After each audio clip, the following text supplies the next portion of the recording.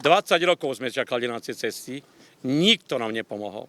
Hoci obec Žehra v okrese Spišská Nová Ves je obkolesená krásnou prírodou a turistickými atrakciami, chodníky v osade doposiaľ pripomínali zabudnutý stredovek. Chodníky v obci vlastne ani neexistovali, našli by ste tam len rozbahnené, nespevnené a často zablatené cesty pre peších. Aj keď deti išli zo svojich domov čisté, do škôl sa dostali zablatené a špinavé.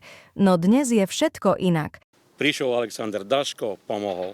Osadu lemujú dôstojné a kvalitné komunikácie a zablatené chodníky už ostali len temnou spomienkou na minulosť. Na mieste komunikácie sme dali okolo 300 000. Pripravujú sa peniaze na kanalizáciu a vodovod. Čaká sa ešte na verejné obstarávanie, ako prejde. Tam je nachyzné cez 2 milióny. Hej. Takisto bývanie nejakých 1 200 000. Hej.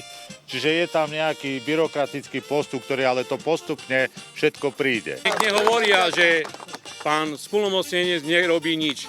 Áno, jasný dôkaz tu máme, že sa robí. No a 20 rokov nech si každý zdá sám otázku, že kto bol vo vláde a kto bol splnomocnenec vlády. A kto nám pomáhal a kto nám nepomáhal. No to je pravda, že Polák, no.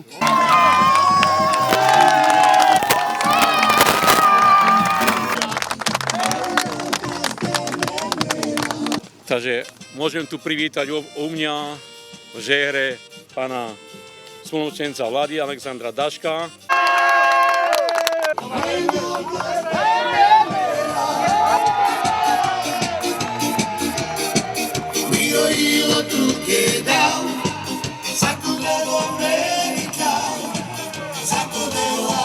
Naozaj veľká pomoc od nich.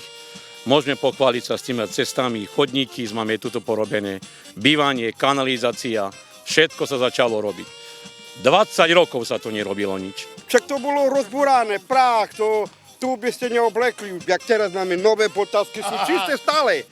Bolo spomínané deti zablatené, do školy špinavé a teraz sme konečne radi, že aspoň sa niečo pohlo.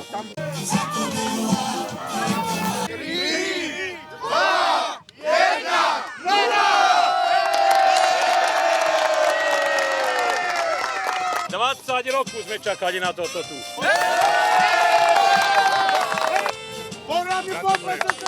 Ďakujem.